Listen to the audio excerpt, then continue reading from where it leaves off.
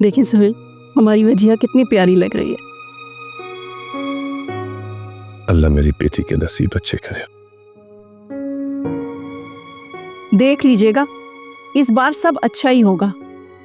ये बहू बनकर मेरे भाई के घर जा रही है, अपनों के घर जा रही है।